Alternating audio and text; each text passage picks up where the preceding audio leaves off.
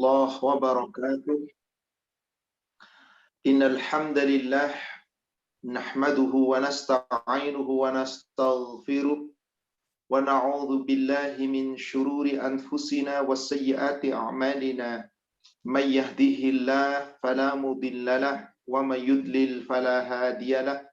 أشهد أن لا إله إلا الله وحده لا شريك له وأن محمدا عبده ورسوله لا نبي بعده. اللهم صل وسلم وبارك على محمد وعلى آله وأصحابه أجمعين ومن تبعهم بإحسان إلى يوم الدين. أما بعد.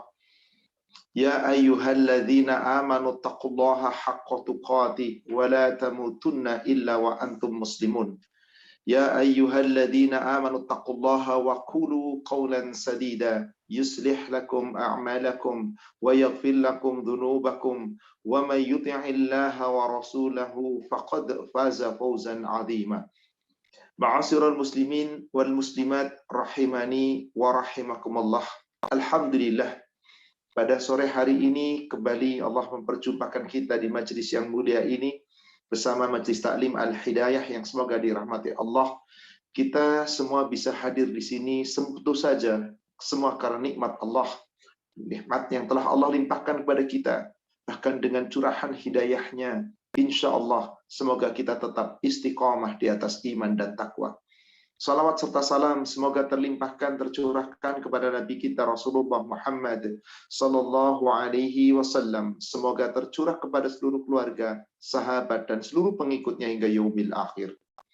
Saudaraku seiman, kita masih melanjutkan kajian kita di pertemuan yang telah lalu tentang meluruskan akidah, membenahi akidah agar kita tidak termasuk yang sia-sia di dalam kehidupannya di dunia. Dan ingat, Allah menciptakan manusia tujuannya hanya satu, untuk ibadah. Ini sudah kita uraikan pada pertemuan sebelumnya di bulan yang lalu. Insya Allah kita masih melanjutkan pada pertemuan hari ini dengan membedah beberapa ayat-ayat Al-Quran, Al-Hadis. Semoga kajian ini insya Allah dengan kita mentadaburi, semoga Allah memberikan kekuatan kita kepada kita dengan hidayahnya, iman dan takwa kita kokoh. Akidah kita kokoh, tidak tercampuri, terkotori dengan keburukan-keburukan, baik itu kesyirikan-kesyirikan atau perbuatan-perbuatan yang dilarang oleh Allah Subhanahu wa taala. Salawat serta salam semoga terlimpahkan, tercurahkan kepada Nabi kita Rasulullah Muhammad sallallahu alaihi wasallam. Semoga tercurah kepada seluruh keluarga, sahabat dan seluruh pengikutnya hingga yaumil akhir. Mari kita buka sebagai muqaddimah Al-Baqarah ayat 256 dan 257. Al-Baqarah surat 2 ayat 256 dan ayat 257. Allah Subhanahu wa taala berfirman, A'udzu billahi minasyaitonir rajim. La ikraha fid din. Tidak ada paksaan dalam menjalankan agama. Allah tidak pernah memaksa kita untuk menjalankan agama, untuk menganut agama, untuk memasuki agama. Kita Islam tidak dipaksa oleh Allah.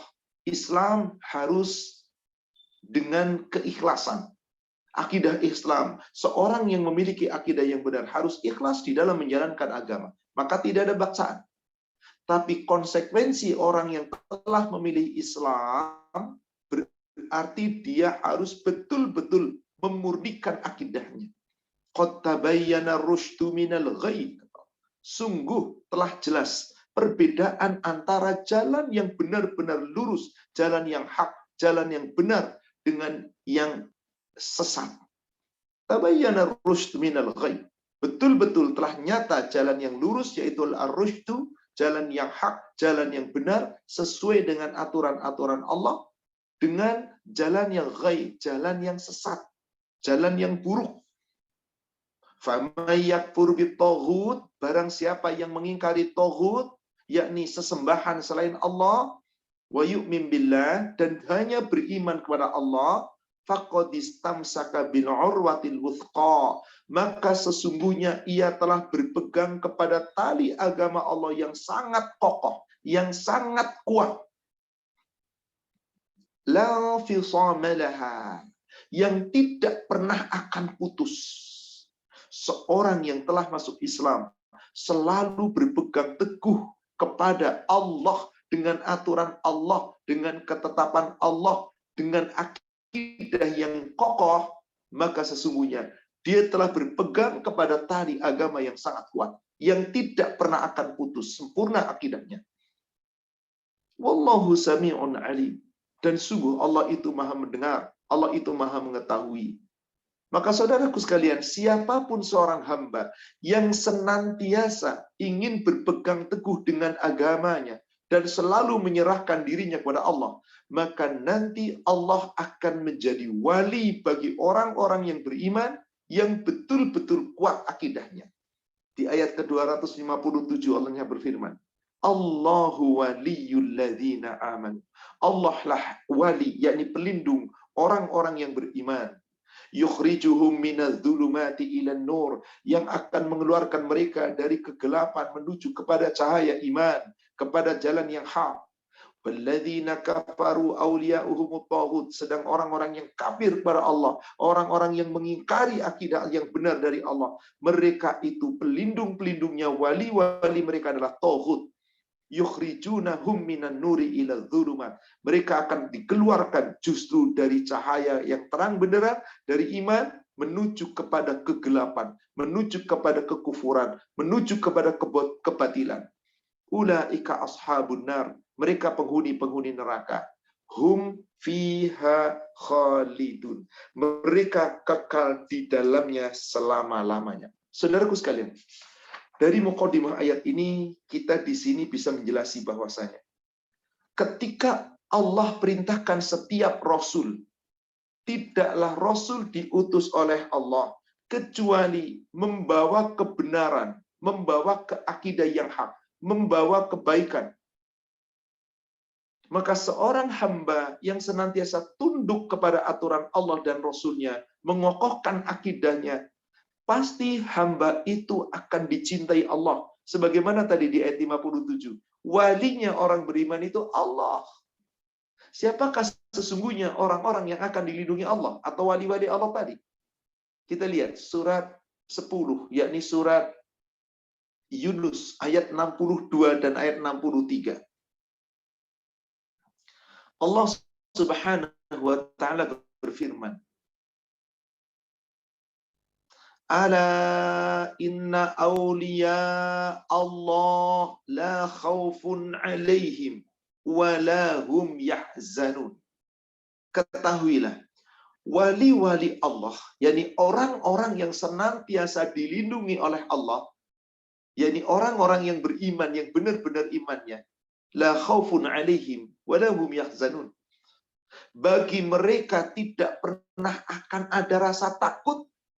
Nggak ada rasa takut bagi mereka. La khaufun alaihim wa la hum yahzanun. Mereka tidak pernah akan bersedih, tidak akan pernah berduka cita. Siapakah itu? Di ayat 63-nya. Alladzina amanu wa kanu yattaqun. Yaitu orang-orang yang beriman dan benar-benar senantiasa bertakwa. Siapa mereka yang selalu beriman dan bertakwa? Yang mengokohkan akidah. Yang imannya selalu dijaga. Takwanya selalu dijaga. Yang tidak pernah keluar dari ketetapan Allah dan Rasul-Nya. Maka mereka adalah orang-orang yang akan selalu dijaga Allah. Mereka tidak akan ada rasa sedih. Mereka tidak akan ada rasa takut. Itulah wali-wali Allah. Semoga kita menjadi wali-wali Allah. Orang-orang yang akan selalu dilindungi Allah. Tapi kokohkan akidah kita. Bagaimana caranya? Jaga iman dan takwa kita sebenar-benarnya. Maka nanti mereka yang betul-betul kokoh akidahnya, Allah berikan janji gembira, berita gembira. Di ayat yang ke-64-nya. Lahumul busyra fil hayatid dunya wa fil akhirah. Bagi mereka akan mendapatkan berita gembira. Berita gembira di mana mereka mendapatkan berita gembira itu di dunia sampai nanti di akhirat. La tabdila li kalimatillah.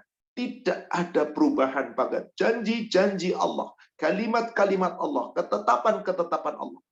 Dzalika wal fawzul azim. Maka yang demikian itu adalah suatu kemenangan yang sangat-sangat besar, kemenangan yang agung, kemenangan bagi orang-orang yang insya Allah menjaga akidahnya.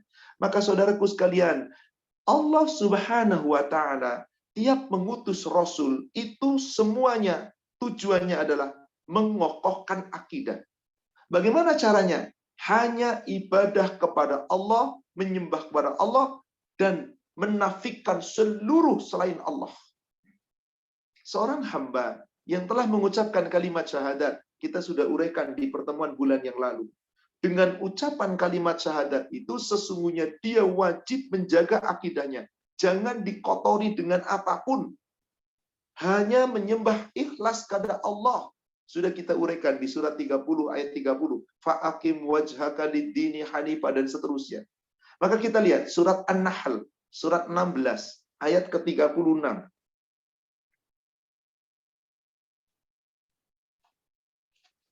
Allah Subhanahu wa Ta'ala berfirman, "Walaqad ba'atsna fi kulli ummatin rasula." Dan sungguh kami telah mengutus Rasul pada tiap-tiap umat. Rasul bukan hanya Nabi kita sallallahu alaihi wasallam. Tapi kita adalah umat Rasulullah sallallahu alaihi wasallam. Di mana para rasul diperintah oleh Allah untuk menyeru umatnya kepada tauhid, menyeru kepada akidah, menyeru kepada ketakwaan yang sempurna. Apa yang diserukan? An-ni'budullah wajtanibut taghut. Hendaklah kamu beribadah, sembahlah Allah saja. Jauhi segala tandingan Allah, yaitu taghut.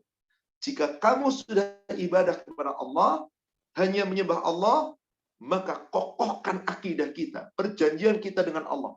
Jangan pernah kita bergantung kepada selain Allah. Jangan pernah kita meminta kepada selain Allah. Jangan pernah kita ibadah kecuali hanya kepada Allah. Maka dikatakan oleh Allah, "Faminhum man hadallah." Maka di antara mereka ada yang diberi petunjuk oleh Allah sehingga kokoh akidahnya. Wa minhum man haqqat alaihi dhalalah. Tapi ada pula yang di antara mereka tetap berada di dalam kesesatan. Mereka tidak mau mencari petunjuk, rusak akidahnya, tidak dijaga sebaik-baiknya. Maka Allah perintahkan kepada kita melihat, fasiru fil ard. Maka hendaklah kamu, hai manusia, silakan kamu berjalan di muka bumi. Fangzuru, lihatlah, kaifa kana akibatul mukadzibin.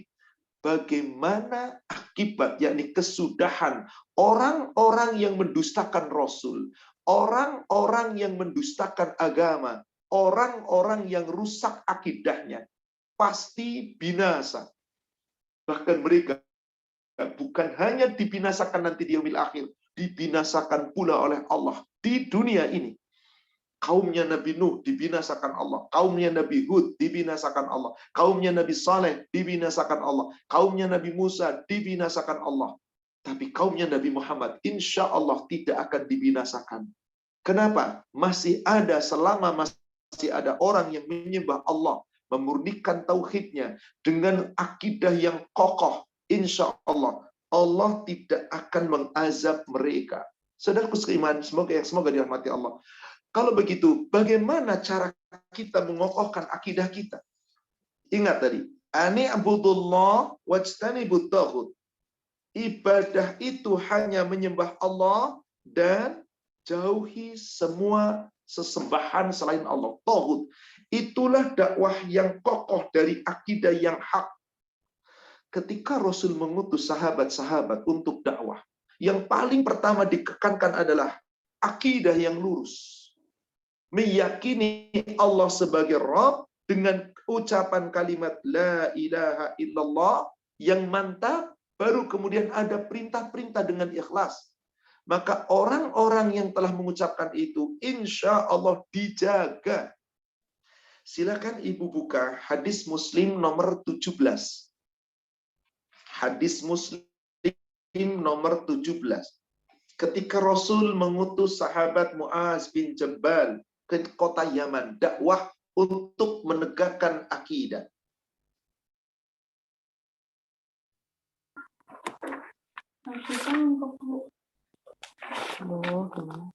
Sebentar.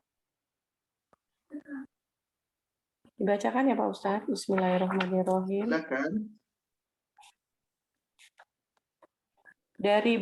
Dari Ibnu Abbas radhiyallahu anhu katanya, tatkala Rasulullah Shallallahu alaihi wasallam mengutus Muaz ke negeri Yaman, beliau bersabda, engkau akan mendapatkan suatu kaum ahli kitab. Pertama-tama, ajaklah mereka menyembah Allah Azza wa Jalla. Apabila mereka telah mengenal Allah, sampaikanlah kepada mereka bahwa Allah mewajibkan kepada mereka sholat 5 kali sehari semalam. Apabila yang demikian telah mereka lakukan, tempatkanlah kepada mereka bahwa Allah mewajibkan mereka membayar zakat diambil dari orang-orang kaya, lalu diberikan kepada orang-orang fakir. Apabila mereka telah mematuhinya, maka laksanakanlah itu dan jauhilah harta mereka yang paling baik. Subhanallah. Inilah dakwah akidah yang hak. Mengajak orang-orang untuk hanya menyembah Allah. Ketika Muaz diutus ke dari Yaman, disampaikan oleh Rasulullah, ya Muaz, innaka ta'ti qauman min ahlil kitab. Sesungguhnya kamu akan mendatangi suatu kaum dari ahli kitab, yakni orang Yahudi, orang Nasara. Falyakun awwala ma tad'uhum ilaihi syahadatu an la ilaha illallah. Maka yang pertama-tama kamu sampaikan kepadanya, kamu dakwai adalah agar mereka untuk diseru menuju kepada akidah yang hak. Kalimat la ilaha illallah. Dalam riwayat lain dengan kata-kata in ayyuhidullah, supaya mengesahkan Allah, mentauhidkan Allah. Akidahnya harus kokoh, hanya Allah yang disembah.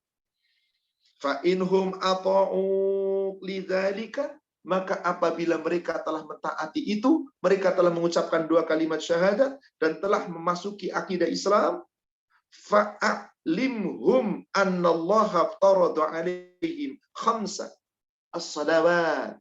Maka ajarkan kepada mereka, Allah telah perintahkan kepada orang-orang yang telah kokoh akidahnya, telah memeluk agama Islam dengan akidah yang benar, kewajiban sholat 5 waktu.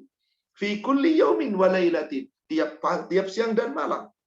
Fa inhum ata'u lidzalika, jika mereka telah mentaati kamu dalam hal ini, yakni kamu telah perintah sholat lalu mereka taat, fa'alimhum annallaha aftarada alaihim sadaqatan. Katakanlah, sampaikan ilmu pada mereka, ajarkan Allah telah memfardukan untuk menunaikan zakat. Tu'khadhu min ahniyaihim wa turaddu ala fuqaraihim, yang diwajibkan untuk ditunaikan, diambil dari harta orang yang kaya di antara mereka, ditunaikan, diberikan kepada orang-orang yang fakir di antara mereka.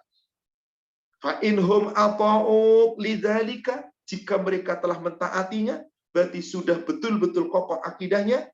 Fa iyyaka wa karaima amwalihim, maka sesungguhnya berhati-hatilah kamu terhadap harta-harta yang baik, yang terbaik yang mereka miliki. Hati-hati, dijamin oleh Allah bahwasanya hartanya adalah dalam jaminan Allah.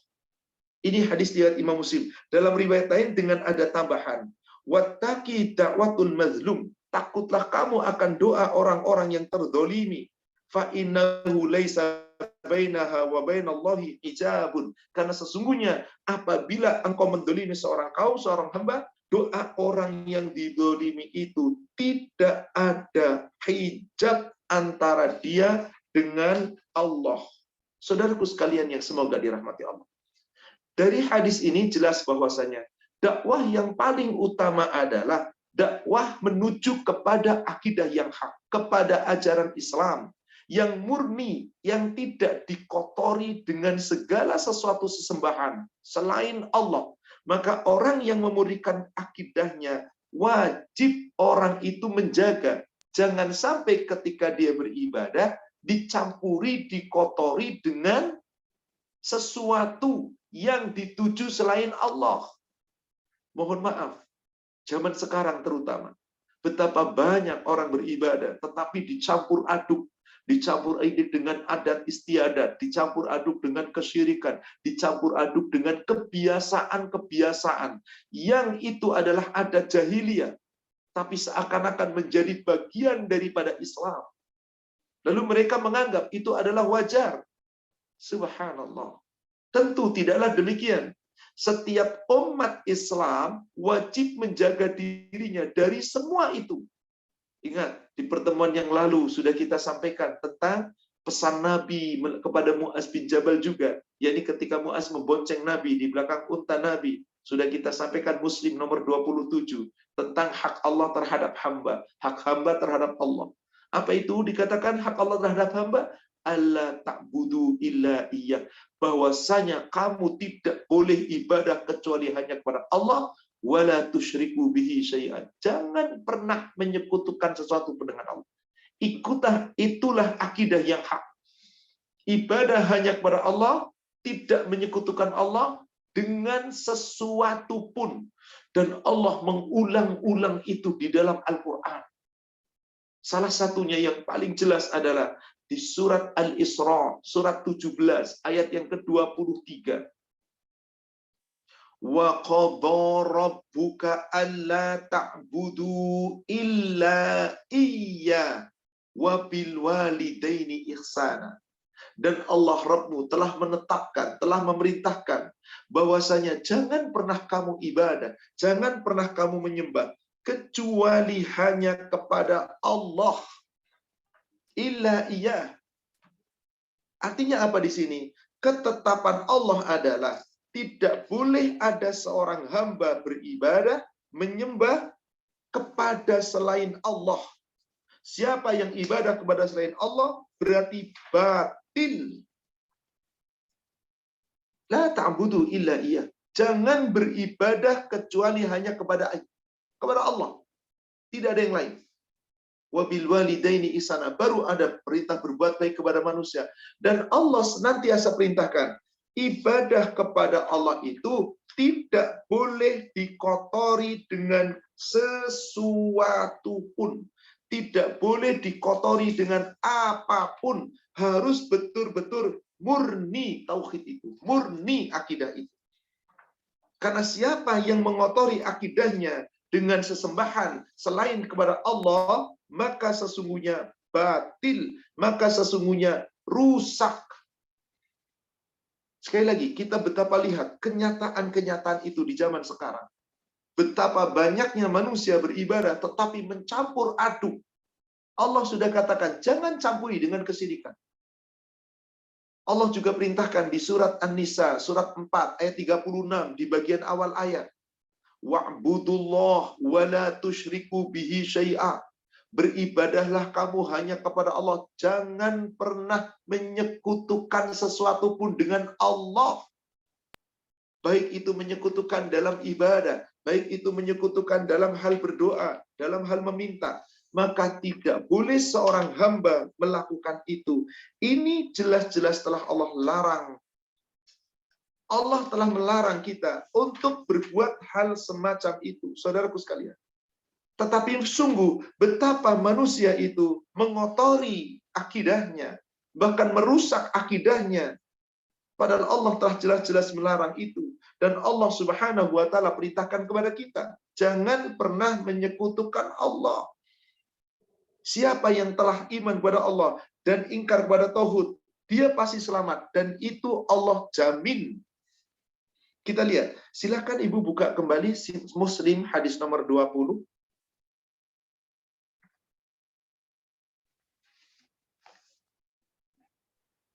Bismillahirrahmanirrahim. Dari Abdullah bin Umar radhiyallahu anhu katanya, Rasulullah Shallallahu alaihi wasallam bersabda, aku diperintahkan supaya memerangi manusia sehingga mereka mengaku tidak ada Tuhan selain Allah, dan Muhammad Rasulullah mendirikan sholat dan membayar zakat Apabila yang demikian itu telah mereka lakukan, terpeliharalah darah dan harta mereka olehku, kecuali karena alasan-alasan hukum, sedangkan perhitungannya terserah kepada Allah. Subhanallah. Ini sangat jelas, saudaraku sekalian. Tugas utama para nabi memurnikan akidah, mengokohkan akidah. Hanya Allah saja yang disembah di muka bumi. Tidak boleh ada yang disembah selain Allah. Itulah agama yang hak. Itulah ketetapan Allah. Nabi sebagaimana bersabda ketika mengutus seorang sahabat di sini, Abdullah bin Umar. Rasulullah SAW memerintahkan, maka Abdullah bin Umar mengatakan, umirtu an uqatilan nas hatta yashhadu an la ilaha illallah wa anna Muhammadar Rasulullah. Aku diperintahkan untuk memerangi manusia sampai mereka mau mengucapkan kalimat la ilaha illallah wa anna Muhammadar Rasulullah. Ini adalah awal-awal di mana Rasulullah berdakwah. Tapi setelah penaklukan kota Mekah, maka tidak ada lagi peperangan-peperangan. Karena Allah telah katakan, tidak ada paksaan dalam agama. Maka untuk supaya orang memeluk agama, tidak perlu dengan peperangan. Tapi ini adalah awal-awal dakwah Rasul. Karena Allah perintahkan. Sampai mereka mengucapkan, La ilaha illallah Muhammad Rasulullah, berarti syahadat, meyakini hanya Allah. Wa yuqimu salat, tegakkan salat. Wa yu'tu zakat, tunaikan zakat. Fa'inna fa'ala, maka apabila mereka telah mengerjakan itu, apabila telah mengerjakan itu, betul-betul telah melakukan itu, maka sungguh mereka itu telah menjaga dirinya dari agama Allah. Lalu menjaga dari Muaz, menjaga dari Abdullah bin Umar, menjaga supaya apa? Mereka tidak boleh mengambil, menyakiti. Maka dikatakan di situ, maka tidak boleh, harus dijaga dima'uhum, yakni apa? Darah mereka, wa amwaluhum, dan harta-harta mereka. Illa bihaqqin, kecuali dengan cara yang hak, yakni dengan cara bihaqqiha, dengan cara hak yang haknya. Dan apapun semua urusannya kembali wahisabuhu ma'nallah. Allah nanti yang menghitung. Allah nanti yang menghitung. Allah nanti yang akan menentukan. Apakah dia termasuk yang akidahnya baik? Apakah yang rusak? Dari sini jelas, saudaraku sekalian. Seorang hamba yang telah mengucapkan kalimat syahadat, itu terjaga di hadapan Allah. Terhormat di hadapan Allah. Dijaga darahnya, dijaga kehormatannya, dijaga hartanya. Nggak boleh disakiti sedikit pun. Allah telah menetapkan ini. Adapun nanti orang itu akidahnya kokoh atau tidak, yang menghitung, yang menentukan, yang menilai adalah Allah. Terserah Allah perhitungannya. Demikian pula di hadis berikutnya. Coba Ibu buka hadis berikutnya yang nomor 21. Baca satu hadis berikutnya. Bismillahirrahmanirrahim. Mati dalam kalimat la ilaha illallah. Dari Abu Malik radhiyallahu anhu, dari bapaknya, katanya dia mendengar Rasulullah Shallallahu Alaihi Wasallam bersabda, siapa yang mengucapkan la ilaha illallah dan dia kafir dengan sembahan selain Allah, haram harta dan darahnya, sedangkan perhitungannya terserah kepada Allah. Subhanallah. Terjaga segala-galanya, diharamkan oleh Allah. Hartanya, darahnya, kehormatannya, tetapi semua nanti yang menentukan apakah akidah orang ini baik atau benar. Tidak, biarlah Allah. Maka dikatakan, man qala la ilaha illallah. Siapa saja yang telah mengucapkan kalimat la ilaha illallah wa kafara bima yu'badu min dunillah, dan mengingkari segala sesuatu sesembahan selain daripada Allah. Haram, maka dikatakan di situ, haruma maluhu wa damu. Allah haramkan darahnya, Allah haramkan kehormatannya, Allah haramkan hartanya. Wa hisabuhu 'ala Allah 'azza wa jal. Adapun nanti perhitungannya, apakah ini orang yang akidahnya benar-benar sempurna, apakah tidak, semuanya itu terserah Allah. Maka Allah berikan jaminan, orang-orang yang telah mengucapkan kalimat syahadat dengan ikhlas, memurnikan akidahnya, diharamkan baginya neraka dan diwajibkan masuk ke dalam surga. Silakan Ibu lihat hadis nomor 73.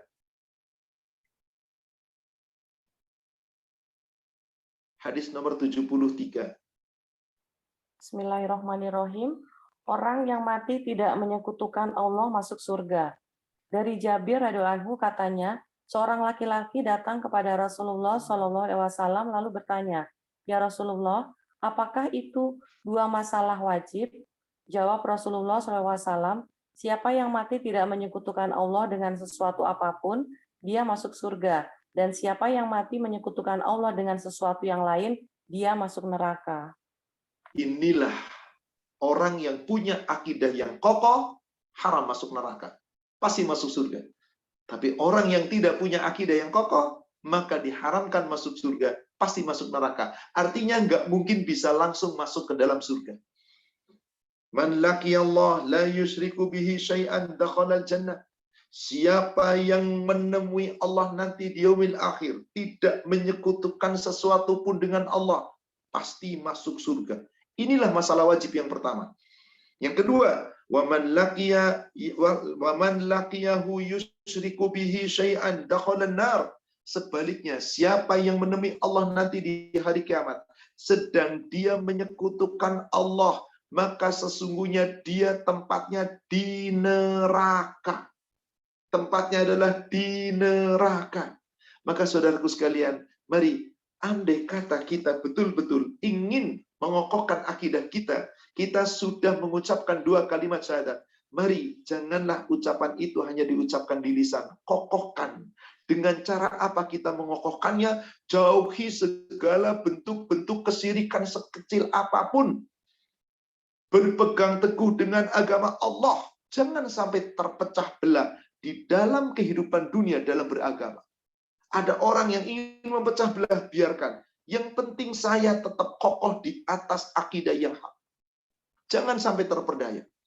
Maka kita harus menjaga. Jangan sampai kita banyak ikut-ikutan desas-desus, banyak tanya-tanya sesuatu yang tidak tentu benar.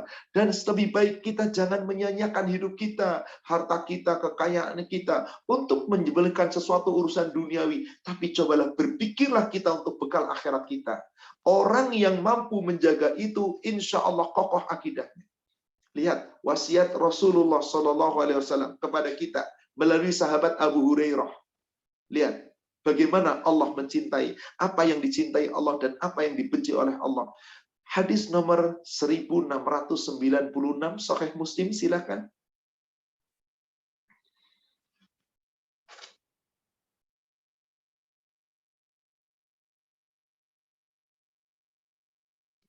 Afwan Pak Ustaz, 1600? 1696.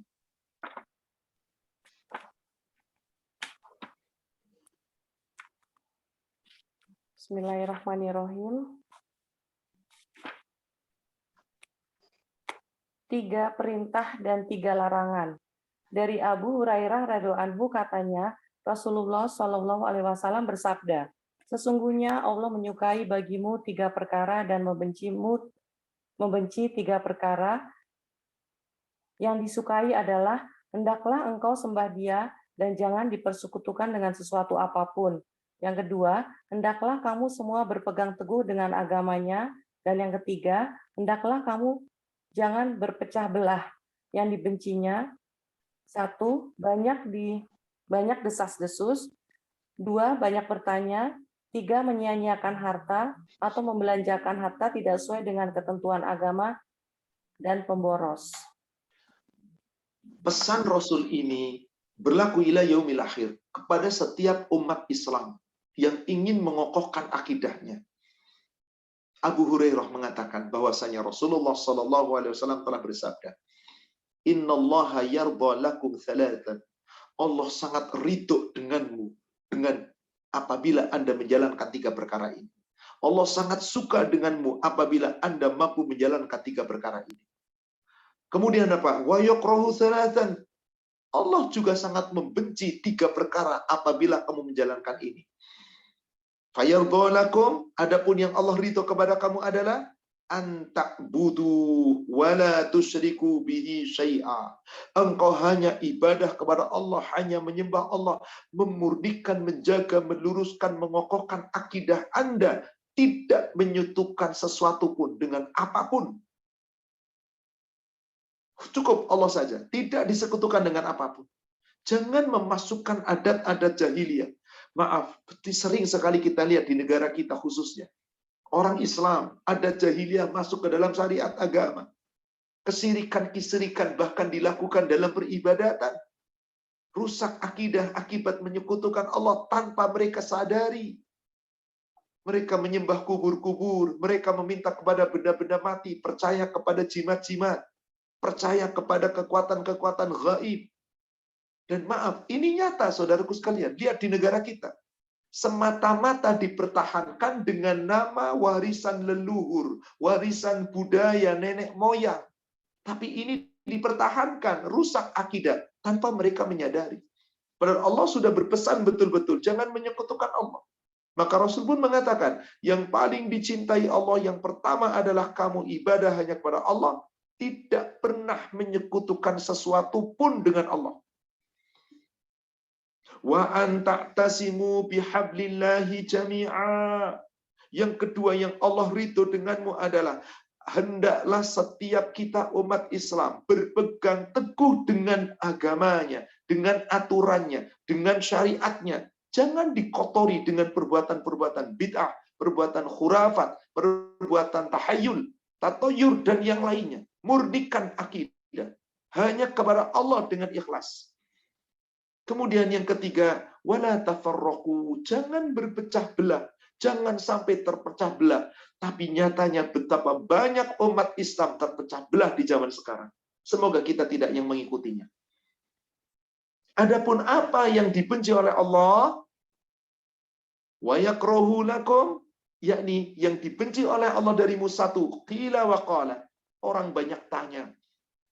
Kira-kira banyak desas-desus, ngomongin orang, ngomongin tentang ini itu, banyak ngomongin urusan dunia, tapi tidak mau mencari urusan akhiratnya. Desas-desus, urusan-urusan duniawi. Maaf, kadang-kadang urusan politik begitu ramai, giliran urusan agama Anda tidak becus. Wa kathratus su'al, dan banyaknya orang yang suka bertanya-tanya urusan yang tidak penting. Wa idha'atal mal, dan orang-orang yang menyia-nyiakan harta. Harta hanya dihambur-hamburkan untuk kenikmatan dunia, kesenangan dunia. Dia lupa harta itu sesungguhnya akan dipertanggungjawabkan nanti sampai yaumil akhir. Na'udzubillah. Saudaraku sekalian, ini adalah nyata dan ini terjadi. Banyak orang yang suka membantah akidah, membantah aturan-aturan Allah. Seakan-akan piawai, hebat berbicara, kemana, kesana, kemari, yang belum tentu benarnya. Tapi giliran untuk akidah disepelekannya. Inilah manusia. Kenapa terjadi seperti ini? Karena manusia sudah lebih condong kepada dunia. Manusia lebih cinta dengan dunia. Maka kalau manusia sudah jatuh cinta dengan dunia, maka akhirat itu seakan-akan kecil. Lalai dengan akhirat. Dunia yang menjadi nomor satu. Sebagaimana yang Allah firmankan di surat 30, surat Ar-Rum ayat yang ke-7. Ya'lamuna zahiran minal hayatid dunya. Mereka kebanyakan manusia lebih memandang dunia itu hanya kelihatan indah. Ya ini apa? Tampaknya, tampak zahirnya. Dunia itu nikmat, indah. Maka mereka banyak terperdaya dengan dunia. Itulah manusia. Maka kalau ada orang sudah terperdaya dengan dunia, apa yang terjadi? Wahum anil akhiratihum ghafilun. Mereka itu orang-orang yang lalai terhadap akhiratnya. Mereka sudah melalaikan akhirat karena sudah terlanjur jatuh cinta dengan dunia. Maka yang dipikirkan adalah dunia, dunia, dunia. Padahal kita diperintahkan untuk urusan akhirat itu jangan banyak debat. Tapi justru sekarang yang diperdebatkan urusan-urusan akhirat. Yang harusnya jelas akidahnya lurus. Al-Quran, Al-Hadis.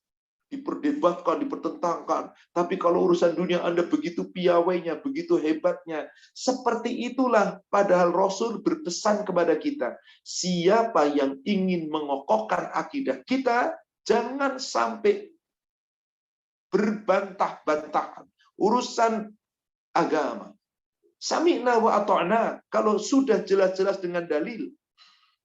Ibu buka hadis Muslim 2170.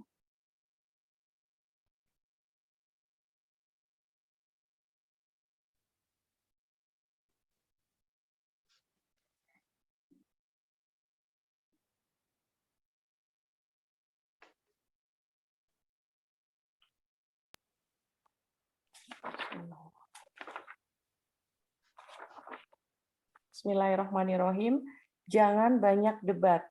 Dari Abu Hurairah radhiyallahu anhu katanya, dia mendengar Rasulullah SAW bersabda, apa yang tidak kularang kamu mengerjakan, hentikanlah. Dan apa yang kuperintah kamu mengerjakan, lakukanlah sehabis dayamu. Sesungguhnya umat yang sebelum kamu binasa karena mereka banyak tanya dan banyak debat terhadap nabi-nabi mereka. Sekarang bisa kita lihat dalam kehidupan kita sehari-hari. Urusan agama diperdebatkan, dipertentangkan, yang nggak perlu diperdebatkan. Subhanallah. Inilah manusia di zaman sekarang. Karena sudah terlanjur cintanya dengan dunia. Rasul berpesan dari Abu Hurairah bahwasanya annahu sami'a Rasulullah sallallahu alaihi wasallam yaqul. Mendengar Rasulullah sallallahu alaihi wasallam telah bersabda, "Manahaitukum anhu fajtanibu." Apa-apa yang telah aku larang kamu untuk meninggalkan semuanya, maka tinggalkan. Rasul melarang banyak perdebatan, tinggalin urusan perdebatan. Jangan diperdebatkan. Wa ma amartukum bihi, dan apa-apa yang aku perintahkan untuk menjalankannya, fafa'alu minhu mastata'tum. Justru yang diperintahkan itu harusnya kamu kerjakan sekuat tenaga, sedabis daya kamu. Fa innama ahlakal ladzina min qablikum kathratun masailihim. Sesungguhnya banyak umat-umat terdahulu dibinasakan oleh Allah disebabkan banyak bertanya dan waqtilafuhum ala anbiyaihim, mendebat nabi-nabi mereka, bertanya soal-soal yang tidak penting, tetapi mereka selalu mendebat apa yang disampaikan oleh Nabi. Bahkan Al-Quran pun diperdebatkan. Na'udzubillah. Padahal seharusnya sami'na wa ata'na. Telah jelas, telah nyata. Maka bukankah Al-Quran itu adalah wasiat Rasul kepada kita? Al-Quran itu adalah suatu subhanallah. Bahkan warisan Allah kepada kita melalui Rasulnya. Maka Nabi kita SAW, saudaraku sekalian, tidak meninggalkan harta waris, tidak meninggalkan harta kedudukan apapun. Rasul hanya meninggalkan sebuah wasiat. Kitabullah azza wa jal. Beliau nggak meninggalkan waris apapun. Hanya ini. Sebagaimana yang disampaikan oleh Rasulullah, oleh sahabat-sahabat, termasuk diantaranya adalah Ummul Mukminin Aisyah. Di hadis Muslim 1617. Di situ disebutkan bahwasanya, disatakan bahwasanya ma taraka Rasulullah sallallahu alaihi wasallam dinaran wala dirhama wala syatan wala ba'iran wala awsa bi syai'in. Rasul tidak meninggalkan harta waris sedikit pun, walaupun hanya 1 dinar, walaupun hanya 1 dirham, walaupun 1 kambing, dan Rasul tidak berwasiat dengan apapun. Urusan dunia Rasul nggak berwasiat. Urusan harta, kekayaan, gak ada wasiat. Subhanallah. Apa yang terjadi dengan zaman sekarang orang? Yang dihebohkan, yang diswasiatkan, yang diributkan, harta, harta, harta. Bahkan orang saling berbangga-bangga dengan harta.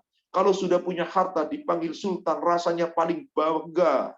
Hebat dunianya. Tapi nol urusan akidahnya. Na'udzubillah. Ini dia kata Ummul Mukminin. Lalu kalau Rasul nggak meninggalkan wasiat, nggak meninggalkan warisan, apakah warisan yang ditinggalkan oleh Rasul? Apakah wasiat yang ditinggalkan oleh Rasul? Di hadis yang sebelumnya yang 1616 dari Talhah bin Musarrif, ketika dia bertanya, Sa'altu Abdullah ibnu Abi Aufa, Aku bertanya kepada Abdullah bin Abi Aufa, hal awsa Rasulullah sallallahu alaihi wasallam? Apakah Rasulullah berwasiat? yakni wasiat dengan harta kekayaan duniawi? Faqala la. Enggak, Rasulullah enggak berwasiat itu dengan itu semua. Faqultu, maka aku bertanya, falima kutiba 'alal muslimin al-wasiyah? Lalu kenapa seorang muslim itu diperintahkan untuk berwasiat sedangkan Rasul tidak memberikan wasiat apa-apa? Maka di sini baru dikatakan, subhanallah. Au falima umiru bil wasiyah? Kenapa orang muslim tetap diperintahkan untuk berwasiat? Wasiat yang terbaik adalah qala awsa bi kitabillah azza wa jalla. Berwasiatlah sesuai dengan kitab Allah. Berwasiatlah dengan aturan Allah. Maka sesungguhnya apabila mereka telah mendapatkan Al-Quran dan selalu berwasiat melalui Al-Quran, sesuai dengan Al-Quran, insya Allah itulah yang akan menolong kita. Itulah yang meluruskan akidah kita, saudaraku sekalian. Maka Rasulullah SAW berpesan kepada kita. Bahkan ini sebuah pesan yang sangat indah. Terdapat di dalam kitab, yakni kitab Syarah Arba'in An-Nawawiyah. Itu disebutkan hadisnya adalah hadis yang hasan sahih yang diriwayatkan oleh Imam At-Tirmidzi di hadis nomor 28 dari sahabat yang bernama Abu Naji Al-Irbad Ibnu Syariyah. Mari kita dengarkan wasiat Rasul sebaik-baiknya. Tentang apa? Memurnikan akidah, mengokohkan akidah. An Abi Naji Al-Irbad Ibnu Syariyah radhiyallahu anhu qala, Abu Naji Al-Irbad Ibnu Syariyah berkata, wa'adhana Rasulullah sallallahu alaihi wasallam mau'idatan wajilat minhal qulub wa dzarifat minhal uyun. Telah berkhutbah kepada kami, telah memberi nasihat kepada kami. Rasulullah sallallahu alaihi wasallam yang dengan nasihat itu hati kami bergetar, air mata kami bercucuran. Fakulna, maka kami berkata kepada Rasulullah sallallahu alaihi wasallam, ya Rasulullah, ka'annaha mau'idhatun mawabi'. Wahai Rasulullah, seakan-akan wasiat Anda, nasihat perpisahan. Fa'ausina, maka tolong ya Rasulullah, berikan kepada kami wasiat. Sudah sedang mendapat wasiat yang menggetarkan hati, mencucurkan air mata, sahabat masih minta, beri kami wasiat ya Rasulullah, beri kami wasiat terakhir kami ya Rasulullah. Maka Rasulullah qala, usikum bitaqwallah. Aku wasiatkan kepada kamu, takwalah kamu kepada Allah. Wasami, dengarkanlah aturan-aturan Allah. Dengarkan hadis-hadis Rasulullah. Wa ta'ati, taati. Wa in amarakum abdun. Meskipun yang memimpin kamu seorang hamba, budak hamba sahaya, tetapi memimpin dengan kitab Allah, memimpin dengan sunnah Rasulullah, dengarkan dan taati. Fa'innahu mayya'is minkum fasayarallahu ikhtilafan katsira. Sungguh, siapa di antara kamu yang masih hidup sepeninggalku, kamu akan melihat perselisihan yang banyak di antara umatku. Perselisihan yang banyak. Maka sahabat kembali, ya Rasulullah, wasiati kami agar kami tidak berselisih, agar kami tidak ikut berselisih seperti mereka, ya Rasulullah. Rasulullah berwasiat, fa'alaikum bisunnati wa sunnatil khulafa'ur rasyidin al-mahdiyyin abdu 'alaiha bin nawajid.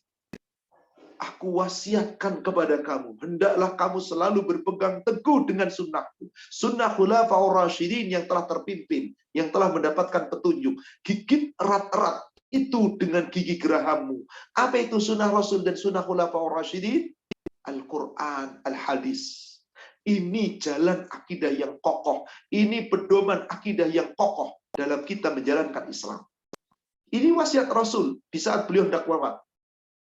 Beberapa hari kemudian beliau wafat setelah memberi wasiat ini. Luar biasa. Para sahabat bergetar hatinya, bercucuran air matanya mendengar ini. Apalagi ketika Rasul katakan nanti akan terjadi perpecahan yang banyak. Dan perpecahan itu yang dibenci oleh Allah. Sekarang dibalik oleh umat Islam. Ikhtilafu ummati rahmah. Perpecahan di antara umatku, perbedaan di antara umatku adalah rahmat. Hadis ini mungkar, tapi dikatakan ini sahih. Maka ketika ada umat Islam berpecah belah, bertikai, dikatakan ini rahmat.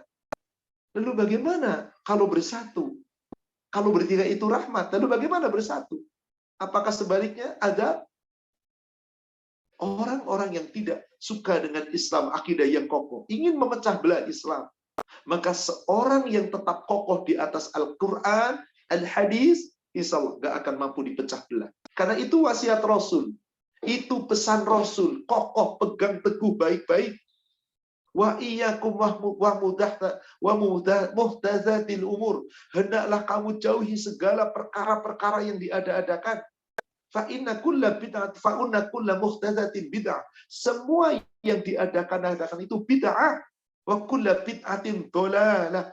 Setiap bid'ah itu sesat. Rasul yang mengatakan itu. Tapi umat Islam zaman sekarang mengatakan tidak ada bid'ah hasanah. Yang penting niatnya baik. Allahu Akbar. Para sahabat tidak pernah mengatakan ada bid'ah hasanah. Padahal orang yang paling tahu tentang akidah yang hak adalah sahabat. Karena langsung dari Rasul. Tapi ada orang-orang Islam yang ingin memecah belah Islam. Dengan cara apa? Membid'ahkan sesuatu yang hasanah, kemudian dianggap benar. Bahkan yang menyampaikan dalil dengan tegas bahwa ini bid'ah yang dhalalah, itu yang dimusuhi terkadang. Saudaraku sekalian, ini nyata dan ini terjadi. Maka kewajiban kita sebagai umat Islam, mari kita mencari kebenaran. Kita mulailah belajar. Belajar dengan apa? Al-Quran, Al-Hadis. Ini pedoman, ini pegangan yang Rasul perintahkan.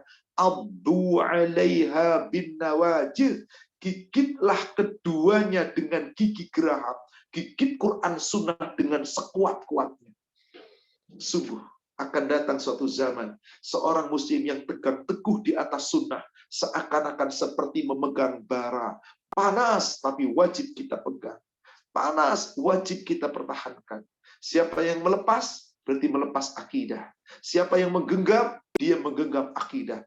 Panas, berat, betul. Tapi insya Allah jika kita mampu memegang itu semua, semoga kita termasuk orang-orang yang kokoh akidah. Bagaimana orang yang kemudian bercerai-berai dari akidah? Mereka mencari ketetapan-ketetapan yang lain. Allah nanti yang akan menilai. Memang tadi dikatakan, manusia berpecah belah dalam urusan agama mereka. Manusia bahkan berbeda pendapat, berselisih paham dengan itu. Sampai kemudian ada yang timbul kotok-kotokan dan seterusnya. Tapi Allah telah perintahkan kepada kita, tidak boleh kita mengikuti seperti itu. Seorang mukmin yang kokoh akidahnya tidak boleh beribadah dengan segala sesuatu yang tidak ada dalilnya, kecuali kembalikan kepada dalil yang hak. Karena sungguh Allah mengutus Rasul untuk itu, dan Allah mengutus kita pun untuk itu. Saya tutup dengan serangkaian surat Al-Hajj, surat 22. Coba kita buka dari ayat 67 sampai dengan ayat 69. Surat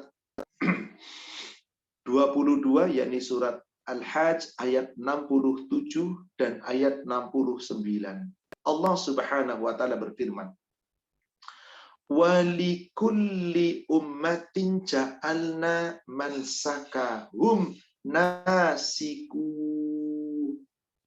Bagi setiap umat telah kami tetapkan ada syariat tertentu yang mereka wajib mengamalkan sesuai dengan syariat Al-Quran, Al-Hadis. Maka itulah syariat yang wajib untuk diamalkan, harus diamalkan.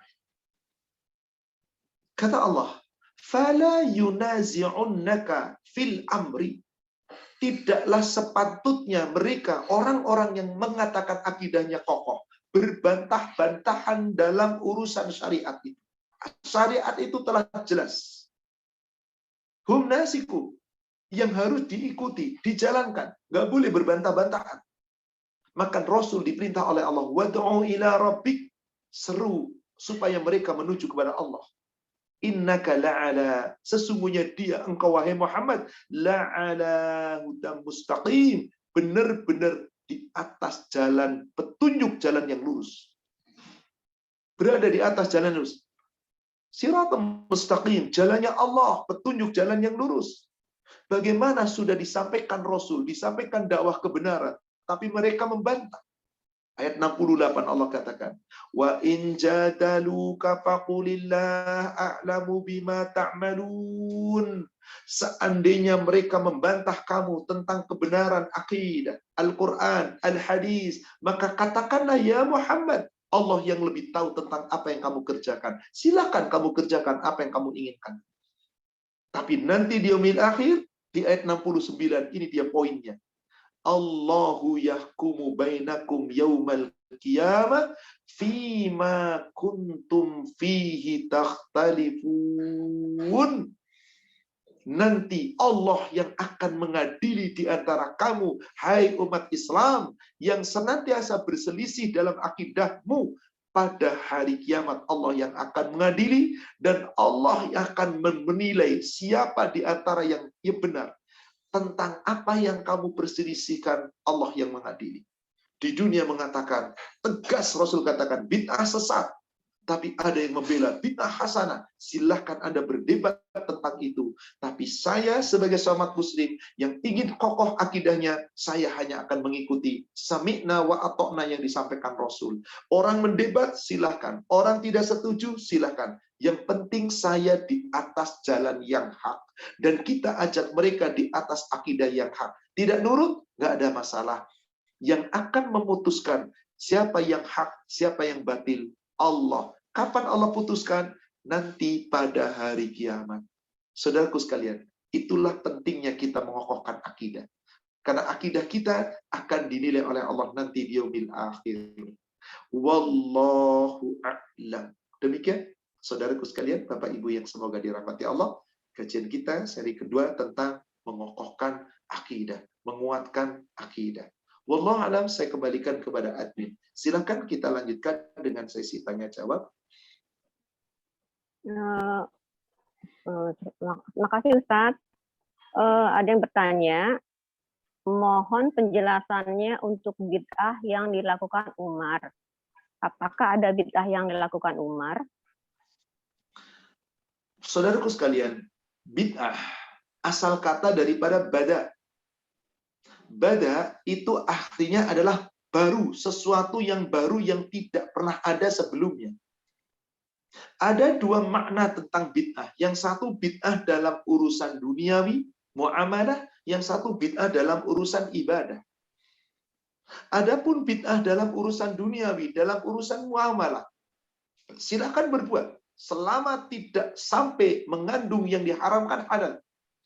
Sebagai contoh, semua yang kita lakukan sekarang ini dalam urusan duniawi bid'ah semua. Semua yang kita kenakan di dunia ini sekarang bid'ah semua. Saya ngaji pakai di sini pakai online itu bid'ah. Saya pakai kacamata, pakai pici, pakai baju seperti ini, saya pakai celana panjang itu bid'ah. Saya pakai sarung, saya pakai semua bid'ah. Saya berdagang, berjual beli beras ini itu dan seterusnya bid'ah semuanya. Saya pakai sepatu, pakai sendal, bid'ah semuanya. Saya naik mobil, naik motor itu bid'ah semuanya. Bid'ah dalam urusan apa? Bid'ah dalam urusan muamalah dunia. Silahkan, itu nggak dilarang. Maka ketika berkata urusan bid'ah, jangan dicampur aduk. Kalau semuanya bid'ah berarti nggak boleh dong naik haji pakai onta. Ya kapan Anda kalau naik haji nggak pakai, kalau harus pakai onta ke Mekah? Anda nggak pernah sampai. Ini urusan sarana, nggak ada masalah bid'ah. Jadi apa sih yang dimaksud bid'ah yang dolalah itu? Bid'ah dalam urusan syariat, bid'ah dalam urusan agama yang Anda wajib taati. Sebagaimana tadi Al-Hajj ayat 67 sampai 68 sampai 69. Juga dilihat di surat 45 ayat yang ke-18. Bahwasanya Allah telah tetapkan adanya syariat dalam urusan beragama, dalam urusan menjalankan ibadah, yang ada aturan-aturannya, yang ibadah itu nggak boleh dipermainkan, nggak boleh ditambah-tambah. Itu urusannya bid'ah namanya. Bid'ah dalam urusan ibadah. Apakah Umar itu telah menjalankan bid'ah? Tidak. Kata-kata Umar saja bid'ah. Tapi Umar tidak menjalankan bid'ah. Loh, dari mana taunya? Di kitab Tauhid Bukhari, di kitab Riyadhus Shalihin itu dijelaskan. Ketika Rasulullah Shallallahu Alaihi Wasallam Ramadan itu dijelaskan, bisa dibuka di Sahih Muslim hadis nomor 735, 754, 53 itu bercerita bahwa Rasul itu di malam Ramadan beliau sholat malam berjamaah. Tapi Rasul mengatakan, aku takut ini jadi wajib. Maka Rasul nggak menjalankan. Sampai Rasul wafat, nggak pernah Rasulullah sholat jamaah, sholat taraweh, sholat tahajud, sholat malam di bulan Ramadan. Kecuali beberapa hari. Apa yang menghalanginya? Takut jadi wajib nanti berat. Berarti ada contoh Rasul? Ada. Nah, begitu di zaman Abu Bakar, masih sama. Masing-masing sholat sendiri. Ada yang di rumahnya masing-masing, ada yang di masjid. Yang nggak punya tempat sholat di rumahnya, datang ke masjid. Nah, di zaman Umar bin Khattab melihat orang-orang kumpul di masjid masing-masing sholat sendiri-sendiri. Ini sholat ini sendiri, ini sholat sendiri, ini sholat sendiri. Maka oleh Umar dikumpulkan untuk sholat bersama-sama di malam bulan Ramadan, seperti yang telah terjadi di zaman Rasulullah. Tapi Rasul tidak meneruskan seterusnya, hanya beberapa malam karena takut wajib. Sekarang Rasul wafat, nggak mungkin ada hukum kembali turun. Maka hukumnya tetap sunnah, lalu mereka berjamaah. Disitulah Umar bin Khattab mengatakan, nikmat bid'ah yang paling baik yang aku rasakan. Bisa sholat berjamaah, sholat malam di malam bulan Ramadan, karena tidak lagi takut menjadi wajib. Umar tidak melakukan bid'ah. Umar mengatakan nikmat bid'ah itu sepertinya yang paling baik. Bukan berarti dia berbuat bid'ah. Tidak. Sama ketika Bilal bin Rabah, senantiasa setelah wudhu, sholat. Itu dikatakan bid'ah. Rasulullah nggak pernah setiap wudhu. Siapa bilang? Dalilnya jelas sahih. Di Sahih Muslim 177. Dijelaskan di situ. Siapa yang berwudhu dengan sempurna, kemudian dia tidak berkata-kata, tidak berangan-angan, lalu sholat 2 rakaat sekhusyuk mungkin, diampuni dosanya. Dengan ampunan dosa, kemana tempatnya? Surga. Maka Bilal selalu setelah wudhu sholat 2 rakaat menjalankan apa yang telah diperintahkan Rasul. Lalu orang mengatakan bid'ah berbuat bid'ah, tidak. Jelas mereka itu dipantau oleh Rasul. Makanya Rasul mengatakan tadi, berpegang teguh kepada sunnah khulafa'ur rasyidin. Andai kata memang Umar berbuat bid'ah, Umar bin Khattab diberikan jaminan oleh Rasul, boleh diikuti karena dia khulafa'ur rasyidin. Lalu zaman sekarang membuat bid'ah, lalu mengatakan hasanah, silahkan, tidak ada masalah. Nanti semua perselisihan itu kembali. Yang akan menilai adalah Allah.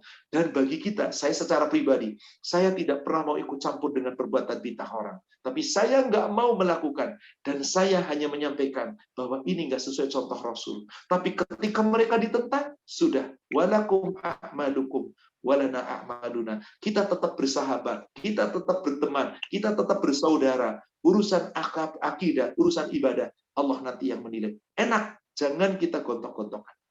Wallahu a'lam. Demikian. Assalamualaikum Ustaz. Sejak 15 tahun lalu saya menjalin pertemanan dengan beberapa orang wanita dalam satu grup, di mana grup itu ada yang Muslim dan Nasrani. Namun beberapa tahun ini saya mulai belajar berhijrah dan mengurangi hanya berkumpul dan sekedar silaturahmi supaya tidak terputus. Beberapa terakhir ini ketemuan sering pakai musik, TikTokan dan tidak lepas dari ghibah. Saya menjadi lebih jarang berkumpul dengan mereka. Akibatnya saya dijauhi dan dianggap tidak asyik dan fanatik. Justru digibah di belakang saya. Akhirnya saya meninggalkan grup tersebut secara total. Benarkah apa yang saya lakukan tersebut? Benar, insya Allah. Diperintahkan oleh Allah demikian. Jelas sekali. Ayat-ayatnya begitu banyak. Salah satu yang paling populer adalah surat Al-Maidah ayat yang ke-57. Ya ayyuhalladzina amanu, hai orang-orang yang beriman, la tattakhidul ladzina takhudhu dinakum hujwan wa lahwan wa la'iban.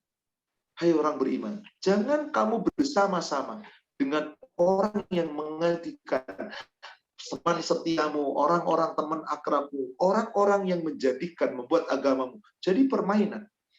Agama dipermainkan, bercampur aduk dengan kekafiran, orang-orang kafir, musik-musik dengan joget-joget, dengan tari-tarian, mereka membutuhkan aurat. Itu jelas sesuatu yang melanggar aturan Allah. Tinggalkan, tinggalkan. Siapakah mereka? Orang-orang kafir yang diberi kitab sebelum kamu. Wal kafiruna auliya, dan jangan kamu jadikan mereka teman setia. Wattaqullah in kuntum mu'minin. Takwalah kamu kepada Allah jika kamu benar-benar beriman. Dari ayat ini jelas, saudaraku sekalian, apabila ada sesuatu yang dipermainkan, yang nggak sesuai dengan kitab Allah, tinggalkan. Tapi saya diriba, diomongin, kuper dan seterusnya, nggak usah takut, ibu. Bagaimana dulu Rasul? Rasul luar biasa, dipuji, disanjung, dihormati. Tapi apa yang terjadi ketika Rasul telah menjadi Rasul, menyampaikan kebenaran, dihina, dicela, dimusuhi, dan nggak ada masalah. Nggak ada masalah, dan kita nggak perlu takut kok. Kenapa? Yang penting kita mau mengokohkan akidah. Maka ala baiknya, kita jangan berkumpul dengan orang-orang seperti itu. Mereka sedang mengolok-olok ayat Allah. Jelas di surat Al-An'am, nanti silakan ibu atau bapak penanya, lihat surat Al-An'am, surat 6 ayat 68. Jelas sekali di situ. Wa idza ra'aital ladzina yakhuduna fi ayatina fa'rid anhum. Apabila kamu melihat orang-orang mengolok-olok ayat Allah. Di mana mengolok ayat Allah? Tidak, ayat Allah kita hormati. Itu tadi melanggar ayat-ayat Allah. Joget-joget, musik-musik, TikTok, kemudian macam-macam. Bukankah itu melanggar ayat Allah? Berarti secara tidak langsung mengolok-olok ayat Allah. Apa perintah Allah? Fa'rid anhum. Tinggalkan saja mereka. Hatta yukhaduna fi haditsin ghairah. Sampai mereka meninggalkan dan berkata sesuatu yang baik. Berbuat sesuatu yang baik. Kalau tidak, tinggalkan. Tinggalkan, tinggalkan. Wa imma yunsiyannaka syaitan. Jika kamu lupa tetap berkumpul karena gangguan setan, fala taqud ba'da dzikrah. Sadar, aduh saya salah. Tinggalkan. Jangan lagi duduk bersama mereka. Ma'al qaumil zalimin. Itu kaum yang zalim. Allah sudah tegaskan itu, saudara sekalian. Gak usah takut kita dicemooh, dicela, nggak apa-apa. Yang penting bukan kita minta dicela orang dan kita pun tidak mencela. Sudahlah, dicela, dihina, nggak apa-apa. Kuatkan hati kita. Yang penting saya ingin mengokohkan akidah. Allah nanti yang menilai. Wallahu a'lam. Ini ada 2 pertanyaan, Ustaz, tapi saya jadiin satu ya, soalnya hampir sama. Silakan. Assalamualaikum Ustadz, apakah akidah seseorang itu rusak jika ikut merayakan undangan makan-makan menyambut Natal dan mengucapkan Natal juga? Terus saya lanjutkan lagi, bagaimana dengan kita mengatakan orang-orang yang ke gereja atau ke tempat ibadah lain selain ke masjid, mereka menyembah selain Allah, apakah kita sudah termasuk orang yang musyrik? Mohon pencerahannya. Afwan, pertanyaan yang kedua saya nggak begitu jelas, ulangi lagi. Intinya pokoknya mengucapkan selamat Natal berarti kita mengakui Yesus adalah anak Allah dan Allah beranak. Bagaimana dengan kita mengatakan orang-orang yang ke gereja atau ke tempat ibadah lain selain ke masjid, mereka menyembah selain Allah, apakah kita sudah termasuk orang musyrik? Mohon pencerahannya. Sekali lagi agak rancu, tapi saya jawab begini saja. Ketika kita ikut merayakan, ikut mengucapkan, saudaraku sekalian, Natal itu kan sesungguhnya mengatakan bahwasanya telah lahir anak Tuhan. Lepas dari kontroversi tanggal 25 Desember itu adalah hari lahirnya Yesus Kristus menurut mereka. Sedangkan orang-orang Nasrani sendiri masih bingung dengan kelahirannya. Dan mereka tidak meyakini secara, semuanya tidak. Apalagi yang orang-orang Nasrani yang ortodok itu tidak meyakini Natal itu tanggal 25. Itu nggak tahu dari mana asalnya. Yakni adalah pembohongan. Tidak ada jelas dari mana sejarahnya, nggak pernah ada. Silahkan cari. Anggaplah ada. Tanggal 25 adalah lahirnya Yesus. Lahirnya anak Tuhan. Yesus dikatakan anak Tuhan. Orang yang mengatakan Yesus salah satu dari Tuhan, yang dimaksud Yesus adalah Isa Al-Masih, anak Tuhan, itu musyrik, haram masuk surga. Apakah kemudian kita mau berteman dengan mereka? Sama-sama merayakan, mengucapkan, makan-makan bareng? Lalu di mana akidah Anda? Berarti akidahnya rusak. Jelas. Seberapa besar kerusakannya, Allah yang menilai. Kalau Anda mengucapkan selamat Natal, selamat atas lahirnya Tuhan Anda, berarti ada Tuhan selain Allah. Bukankah akidah Anda rusak? Menyatakan ada Tuhan selain Allah, sedangkan Anda sudah mengucapkan, La ilaha illallah. Tidak ada ilah kecuali Allah. Enggak Ustaz, cuman ngomong aja kok di mulut. Anda bicara di mulut, Anda beda di hati. Bukankah itu munafik? Mulut mengatakan, hati tidak meyakini. Bukankah itu munafik? Tidakkah kita kemudian takut akan Allah? Saudaraku seiman yang semoga dirahmati Allah. Yang mengucapkan memang sekarang itu gonjang-ganjing. Silahkan 4 imam mazhab. Imam Abu Hanifah, Imam Malik bin Anas, Imam Asy-Syafi'i, Imam Ahmad bin Hanbal, dan ulama-ulama telah sepakat mengucapkan Natal itu haram. Karena telah menyatakan ada Tuhan selain Allah. Anda rusak berarti batil, dosa besar. MUI kita di negara kita Indonesia dulu mengatakan haram. Bahkan mohon maaf, orang ternama di negara kita yang nomor 2, dulu ketika menjabat di sana haram. Tiba-tiba boleh. Seakan-akan hukum boleh dimainkan. Tapi Ustadz, ada orang Ustadz yang mengatakan boleh. Banyak yang mengatakan haram. 4 imam mazhab mengatakan haram. Ada ulama mengatakan halal. Ini halal, ini haram, ini haram, ini halal. Apa namanya bainal halal wal haram? Syubhat. Apa pesan Rasul? Tinggalkan. Yang paling selamat tinggalkan. Saya mau mengatakan silahkan. Gak ada masalah. Anda ikut bahkan merayakan di gereja, silahkan. Apabila Anda datang ke gereja bagaimana? Silahkan, Allah nanti yang memutuskan. Apa sih susahnya kita tinggalkan itu semua? Toleransi tidak seperti itu. Dan sungguh orang-orang kafir di kalangan mereka nggak juga minta kepada kita diucapkan itu. Orang Islamnya aja yang ribut sesama Islam. Wallahu a'lam. Nanti Allah ingat kembali kepada surat 22 ayat 67 sampai 69. Silahkan Anda berdebat, silahkan Anda berselisih, silahkan Anda ucapan selamat Natal, selamat Anda ke gereja, silahkan Anda ikutan makan-makan, silahkan lakukan apa yang Anda ingin lakukan. Tapi nanti semua perbuatan Anda dipertanggungjawabkan di hadapan Allah.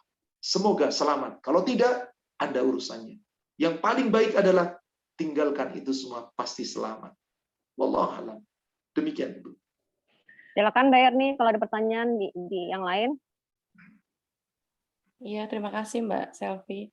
Bismillah Pak Ustadz, ini ada yang bertanya, dulu ada saudara yang suka ke tempat orang pintar dan dia mendapatkan beberapa barang dari orang tersebut. Sekarang setelah dia sadar, dia bermaksud untuk menyingkirkan barang tersebut. Antara lain seperti tulisan Al-Quran yang dibungkus kain kecil. Apakah boleh dia membuang barang tersebut atau harus dikubur atau bagaimana ya Pak Ustadz? Karena tulisan Al-Quran. Itulah yang dinamakan rajah. Di mana ayat-ayat Al-Quran, tapi tidak murni ayat Al-Quran, dicampur aduk. Dibungkus, diterangkan sesuatu, lalu diperkatakan pegang sebagai jimat. Tapi tidak mengatakan jimat. Ini adalah perlindungan. Sehingga apa? Meyakini ini melindungi. Sudah batin, syirik. Bertobatlah kepada Allah, mohon ampun pada Allah, menangis di hadapan Allah telah berbuat ini. Bagaimana membuang itu semua? Bakar. Atau kubur, silahkan. Tapi kalau itu takutnya betul-betul termasuk adalah lafaz-lafaz Allah, dikubur tidaklah pantas. Lebih baik bakar saja, biar musnah. Bukan saya kemudian membakar lafaz-lafaz Allah itu karena kebencian, tidak. Justru ingin menyelamatkan keagungan nama Allah. Allah yang harus kita agungkan. Nggak boleh dipermainkan. Maka bertobatlah, tinggalkan itu semua, musnahkan. Dan semua barang-barang yang pernah didapatkan, apapun, musnahkan. Kalau ada lafaz-lafaz Allah itu, maka tidak mengapa dibakarnya, kemudian dibuang. Jangan sampai dibuang di tempat-tempat kotor. Karena di situ boleh jadi nanti ada lafaz-lafaz Allah di dalamnya. Meskipun tidak semuanya berupa ayat-ayat Al-Quran, tapi ada lafaz Allah di sana. Jangan. Demikian Allahu a'lam. Ya, syukuran Pak Ustadz. Berikutnya, ini pertanyaan yang beberapa kali dipertanyakan mengenai 3 hari, 7 hari yang meninggal. Saya pernah disampaikan kepada yang bersangkutan tidak boleh melaksanakan itu, tapi tetap melaksanakan. Apakah saya boleh hadir sebenarnya dalam hati tetap menolak atau tidak usah hadir ya Pak Ustadz? Kalau hati kita sudah nolak dan kita tahu itu perbuatan bid'ah, ya jangan dong. Mengolok-olok hadis Rasul. Rasul sudah mengatakan bid'ah itu sesat. Anda yakini, Anda datangi. Nggak yakin Ustaz, dalam hati menolak, tapi tepos liro, tapi penghormatan. Anda menghormati manusia, tapi Anda nggak hormati hadis Rasul. Anda nggak hormati firman Allah, tinggalkan. Tapi nanti dimusuhin, nggak usah takut, saudaraku sekalian. Karena sungguh acara-acara ini nggak pernah ada dalilnya sama sekali. Meskipun di negara kita hampir mungkin lebih dari 80% umat Islam meyakini itu bid'ah hasanah. Acara sehari, 2 hari, 3 hari, yasinan, tahlilan, seperti itu. Dan memang dikerjakan. Yang melaksanakan bukan orang-orang biasa, para pejabat, para pembesar, ustadz-ustadz, ulama-ulama, kiai-kiai. Apakah dengan dikerjakan oleh orang-orang besar, para pejabat, para pemegang kekuasaan, dan dipimpin para ustadz, para kiai, menjamin itu benar? Allah. Rasul sudah mengatakan, kullu bid'atin dhalalah. Jauhi olehmu segala perkara-perkara yang diada-adakan. Kalau Anda tetap mengadakan, jangan-jangan akidah Anda nanti rusak. Daripada rusak, mending kita tinggalkan, sudah pasti selamat, aman. Ada cara lain yang Rasul sampaikan. Doakan, itu paling baik. Gak perlu diada-adakan. Tapi dikatakan katanya ini hasanah. Itu tadi saya katakan. Yang mengatakan bukan orang biasa. Kiai, ustadz, ulama, banyak yang meyakini itu, mengamalkan itu, memimpin juga acaranya. Silahkan, silahkan. Tapi ingat tadi, di surat 22, ayat yang ke-67 sampai 69, kita nggak boleh membantah apa yang telah Allah sampaikan dan Rasulnya. Ada syariat, hum nasiku, yang wajib dijalankan. Fala yunazi'una. Jangan kita membantah syariat itu. Kalau dibantah, ya sudah, terserah. Nanti Allah yang memutuskan siapa yang di atas kebenaran. Jika kita meninggalkan, pasti selamat. Karena nggak pernah ada itu perintah Rasul. Jika kita mengerjakan, ada dua alasan. Ada dua kemungkinan. Bisa selamat, bisa tidak selamat. Pilih yang mana? Yang di sini pasti selamat, atau yang ada dua kemungkinan. Bisa selamat, bisa nggak selamat. Monggo amalkan. Tinggalkan, itu lebih baik. Sesuai dengan keyakinan kita. Tapi mari sekali lagi, saudara kita yang masih mengamalkan, jangan kita cemooh, jangan kita hina, jangan kita celak, jangan, nggak boleh. Mencela ibadah mereka nggak boleh. Doakan saja semoga dapat hidayah. Marah Ustaz, didoakan dapat hidayah. Memang selama ini sesat, ya udah, jangan kedengaran. Doakan saja di dalam setelah kita sholat, saat tertentu, ya Allah, saudaraku yang masih menjalankan bid'ah, semoga Engkau berikan hidayah. Kalau toh tidak berubah, bukan tanggung jawab kita. Karena apa? Kullun nafsim bima kasabat rohin. Tiap-tiap diri itu bertanggung jawab atas segala perbuatannya sendiri. Demikian wallahu a'lam. Ya, syukuran Pak Ustadz. Berikutnya, apakah melakukan pengobatan dengan metode Asmaul Husna yang didahului dengan gerakan yoga, apakah itu syirik Pak Ustadz? Wallahu a'lam, seandainya gerakan yoga itu tidak menyerupai perbuatan orang-orang Hindu, orang-orang kafir, orang-orang Buddha, cara yoga seperti itu, Allah halal. Apabila tidak khalwat, laki-laki perempuan bercampur aduk, ikhtilat apalagi cuma khalwat berduaan, maka tidak mengapa, insya Allah. Kalau itu semua terjauhi. Apakah Asmaul Husna itu bisa menjadikan obat asyifa? Yang bisa menjadikan syifa itu bukan Asmaul Husna, Al-Quran. Tapi kalau nama Asmaul Husna itu diambil dari ayat-ayat Al-Quran, seperti surat 59, ayat 22 sampai 24.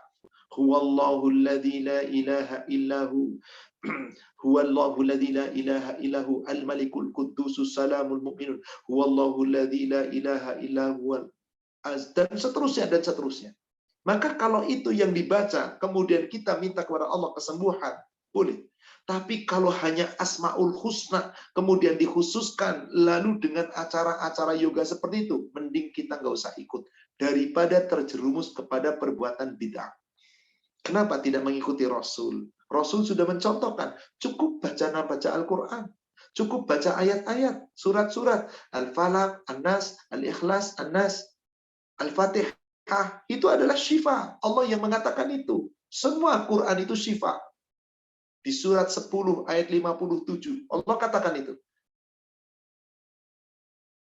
Allah berfirman di dalam surat 10, surat Yunus ayat yang ke-57. Ya ayyuhan nas, qad ja'atkum mau'idhatum min rabbikum. Hai manusia, telah datang kepadamu pelajaran dari Allah Rabb. Apa yang dimaksud pelajaran mau'idhah? Al-Quran. Wa shifa'un lima fis sudur. Penyakit semua yang ada di dalam dada. Apakah Quran itu hanya penyakit yang ada dalam dada? Tidak. Allah sebutkan di surat 17 ayat 82. Wa yunazzilu minal Qur'an ma huwa shifaa'un wa rahmatul lil mu'minin. Dan telah Allah turunkan dari Al-Quran. Quran itu obat, penawar dari segala penyakit. Dan menjadi petunjuk serta rahmat orang yang beriman.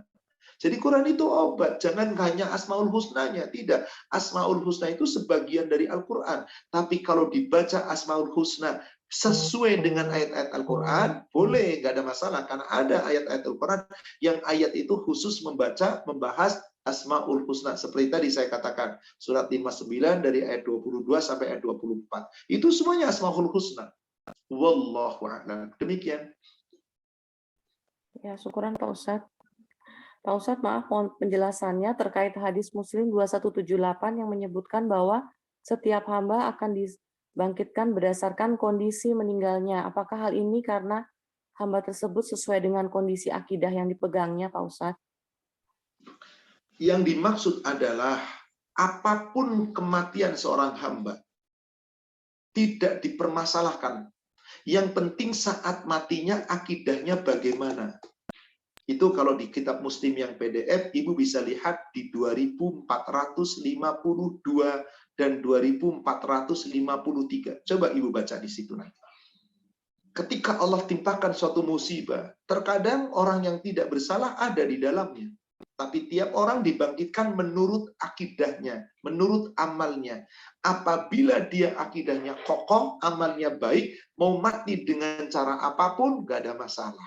Itu maksudnya. Jadi, mati itu tidak dilihat oleh Allah caranya kayak apa. Sebab yang menentukan kematian adalah Allah. Tetapi yang dilihat oleh Allah bagaimana akidahnya. Maka ketika Rasulullah menyampaikan ada orang yang mati syahid ada 5. Ada yang karena wabah, ada yang karena terkena penyakit perut, ada yang terkena tenggelam, ada yang karena suatu bencana alam seperti kemarin erupsi Semeru dan yang lainnya. Atau yang mati jihad fisabilillah. Itu semuanya syahid. Tapi yang menjadikan syahid bukan cara kematiannya. Akidahnya di saat dia mati. Demikian. Wallahu a'lam. Ya, syukuran Pak Ustadz. Saya persilahkan kepada yang bertanya, Ibu Nurul. Silakan Ibu.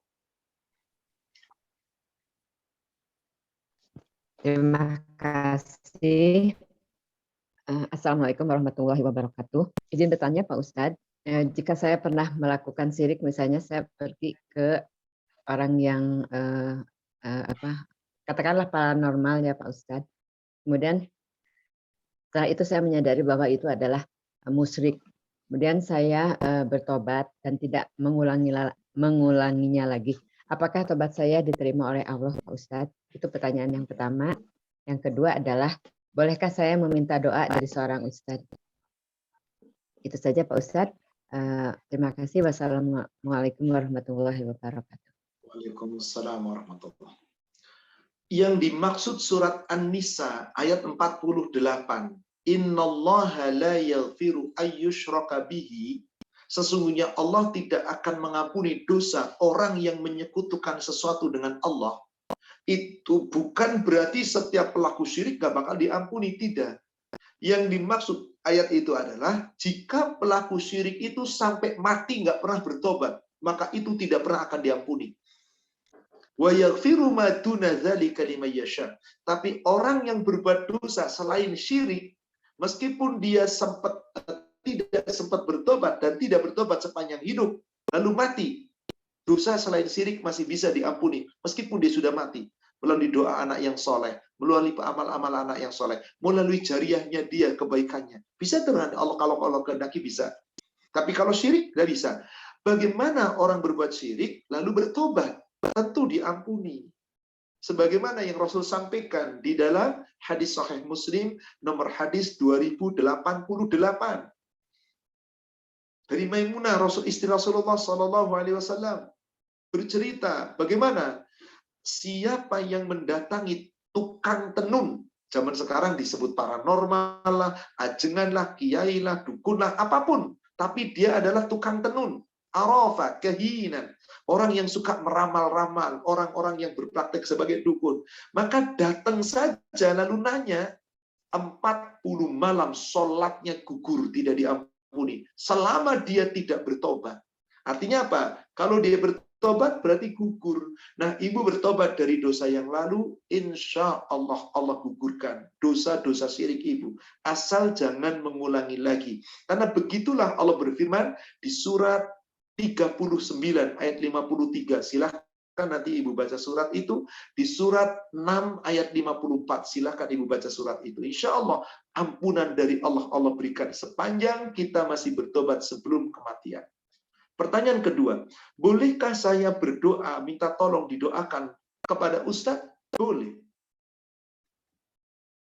Nggak harus kepada Ustadz, kepada siapapun. Halal. Itu namanya apa? Tawassul.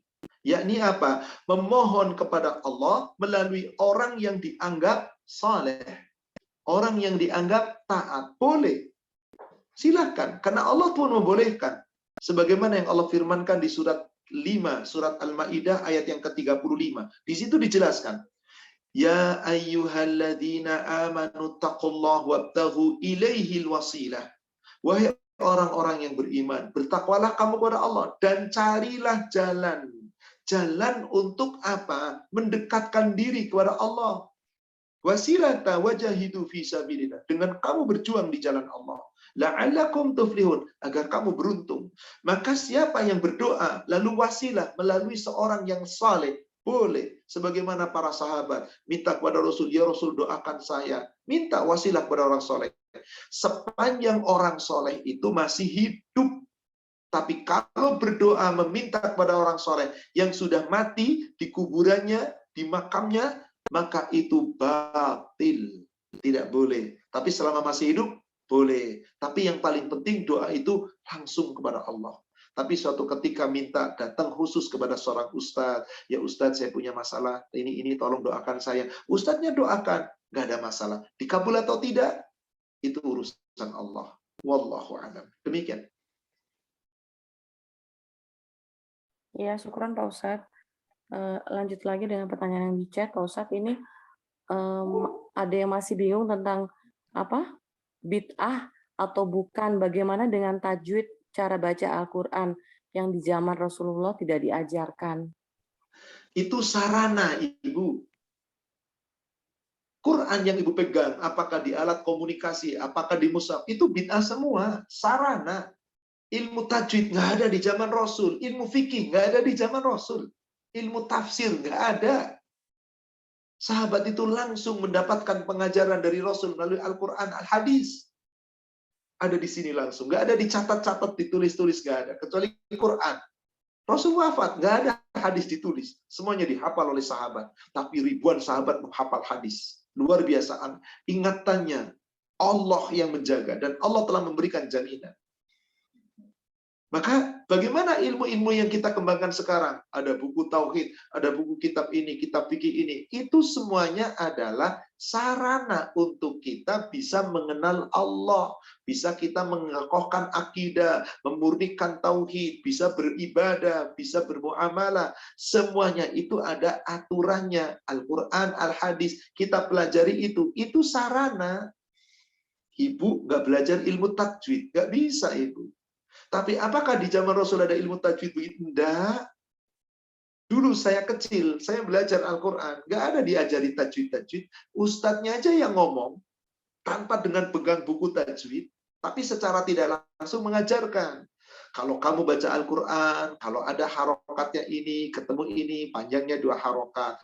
Kalau ketemu lagi dengan ini, panjangnya 6 harokat. Kalau kamu baca Quran, di bagian akhirnya ada huruf ba, maka harus baca begini. Itu ilmu tajwid. Di zaman Rasul begitu. Tapi tidak ada bukunya tentang ilmu tajwid. Lalu dikembangkan untuk kemudahan. Buku-buku tentang ilmu-ilmu. Halal, itu sekali lagi, sarana. Segala sesuatu sarana, halal. Saya pakai kacamata, saya minus, saya juga plus juga. Kalau nggak pakai kacamata, saya baca dekat, saya nggak bisa. Saya lihat jauh, saya nggak bisa. Maka kacamata apa namanya? Sarana.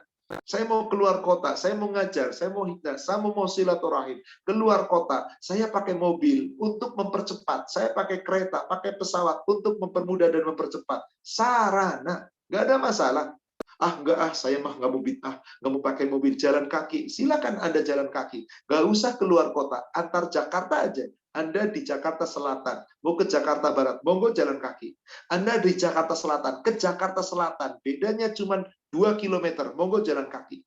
Sampai apa tidak? Sampai, ngos-ngosan Anda. Jadi segala sesuatu yang berkaitan dengan sarana, bid'ah itu hasanah. Tapi dalam urusan ibadah, ini yang tidak boleh. Tajwid itu sarana kita untuk ibadah, untuk baca Quran. Baca Qurannya ibadah, tapi mempelajari ilmunya sarana.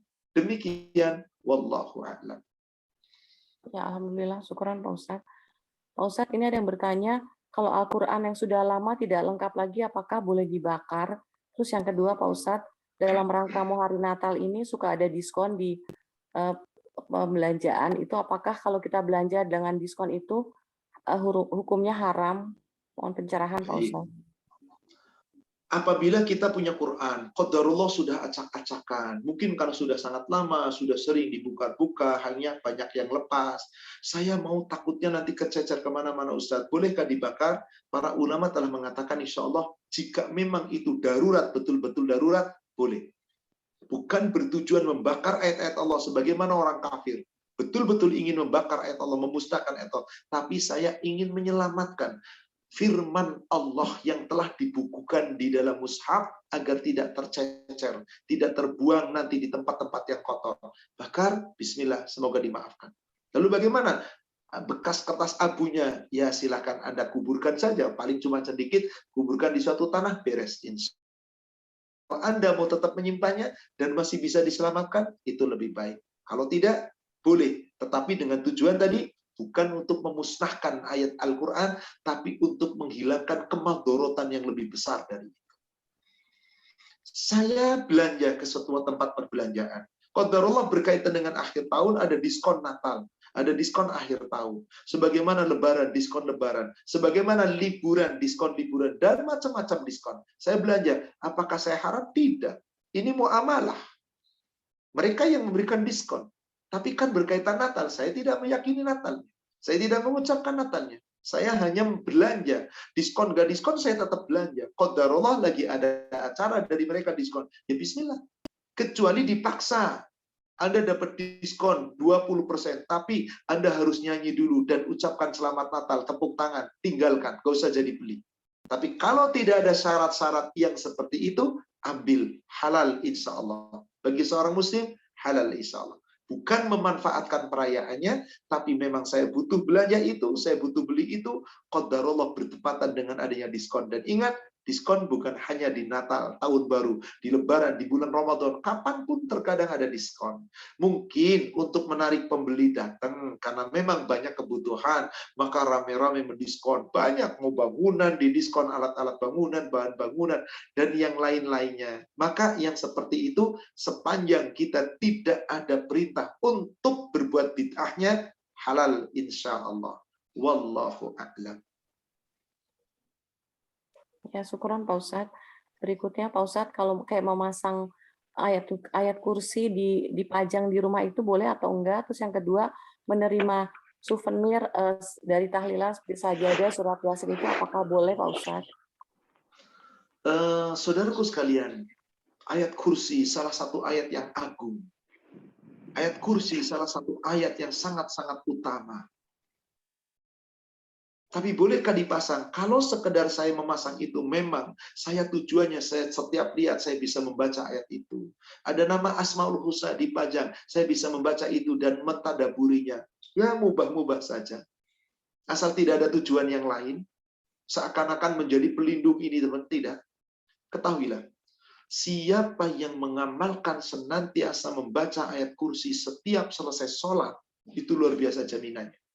Bisa dibuka di kitab Bulughul Maram, hadis nomor 347. 347. Di situ disebutkan, man qara'a ayatal kursi dubura kulli salatin maktubah lam yamna'hu min dukhulil jannah illal maut. Barang siapa yang senantiasa membaca ayat kursi setiap selesai sholat fardu. Jadi setelah selesai sholat fardu yang 5 waktu, kemudian berzikir, kemudian berdoa, tutup semua rangkaian itu dengan ayat kursi, lalu boleh diiringi dengan Al-Ikhlas, Al-Falaq, An-Nas, masing-masing 1 kali, atau cukup Al-Ikhlas saja 1 kali. Lam yamna'hu min dukhulil jannah ilal maut. Tidak akan ada yang menghalangi dia masuk surga kecuali mati. Artinya apa? Kalau mati dijamin masuk surga. Cukupkah dengan baca ayat kursi? Tidak. Amalkan. Pahami makna ayat kursi. Yakini, amalkan dalam kehidupan sehari-hari. Maka kalau itu kita pahami dan kita amalkan, itu yang menyebabkan kita masuk ke dalam surga. Pantaskah ayat yang mulia seperti itu hanya jadi pajangan tanpa dihiraukan? Tertempel debu kotor dan seterusnya nggak dirawat, tentu tidaklah pantas. Tapi sekali lagi, kalau memang kita ingin ada tujuan supaya saya setiap itu bisa membaca ayat kursi yang saya tempelkan, Asmaul Husna, ya pajangan yang semoga memperindah, maka yang seperti itu semoga itu untuk kebaikan. Tapi tidak menempel, tidak ada masalah. Karena kalau cuma sekedar ditempel, apalagi itu maaf, kalau diyakini sebagai penangkal, setan gak mau masuk. Ini berarti sudah menjadikan itu sebagai raja, jimat, dan seterusnya, maka sebaiknya tinggalkan.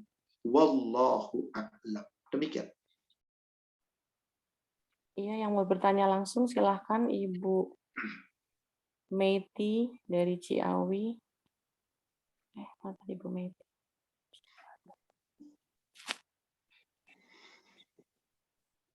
Silakan. Di-unmute Ibu, silahkan. Assalamualaikum warahmatullahi wabarakatuh.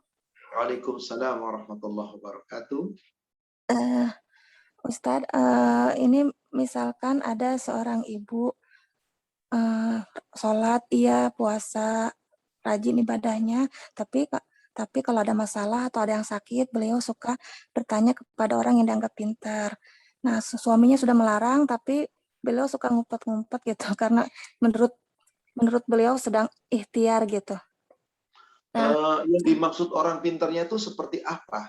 Apakah kemudian ada sarana-sarana, misalkan ada air yang diminum, sesuatu yang dibaca-baca, dan seterusnya, atau hanya sekedar mencari ketenangan? Iya, itu dikasih kayak ayat dimasukin minum, kayak gitu. Suka dikasih minum. Kalau sudah seperti itu, jangan. Alangkah baiknya suaminya tolong larang baik-baik. Kalau perlu diancam ibu yang seperti ini. Karena masalahnya, kalau sudah datang, ya kenapa? maaf, masalahnya beliau udah meninggal, Ustadz. Sudah terjadi. Ya doakan saja semoga Allah ampuni dosanya. Doakan semoga Allah ampuni dosanya. Semoga dia lakukan itu karena kebodohan. Kalau Kewajiban seorang anak mendoakan. Doakan. Apakah nanti terampuni atau tidak? Wallahu a'lam, urusan Allah. Yang jelas dia telah berbuat dosa.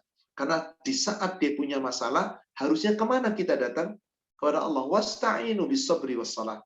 Minta tolong pada Allah dengan cara sabar, dengan sholat. Bukan datang kepada. Tapi ini sekali lagi sudah terjadi. Saya berpikir ini masih terjadi. Tetapi ini sudah terjadi. Dah nggak perlu diperbincangkan lagi. Jangan disesali lagi. Sebagai anak, doakan. Nangislah di hadapan Allah. Ya Allah, semoga yang dilakukan ibuku ini suatu kejahilan. Ampuni dia ya Allah. Terimalah tobatnya ya Allah. Sayangi dia ya Allah. Terus doakan. Rabbighfir lana wa liwalidayna warhamhuma kama rabbayana shighara. Ya Allah, minta. Rabbighfir li wa liwalidayya warhamhuma kama rabbayani shighara. Minta kepada Allah. Allah Maha Pengasih. Semoga Allah ampuni. Tapi ini sekali lagi haknya Allah, kewajiban anak. Doakan ampunan untuk orang tua yang telah terlanjur berbuat seperti itu. Semoga tidak sampai kepada syirik yang besar, tetapi dia telah betul-betul berbuat syirik. Karena apa? Tadi diberikan fasilitas. Ada ayat, masukin ke ini, diminum campur air, dan seterusnya. Maka itu sudah penyimpangan. Semoga tidak sampai kepada syirik yang akbar. Wallahu a'lam. Demikian Ukti. Syukran Ustaz, jazakallahu khairan. Masih bisa Satu Pak pertanyaan Ustaz, lagi Ibu Afwan, satu pertanyaan lagi sudah baik, persiapan Pak menjelang maghrib. Ini yang resen, Ibu Sri Sulah sini, silahkan.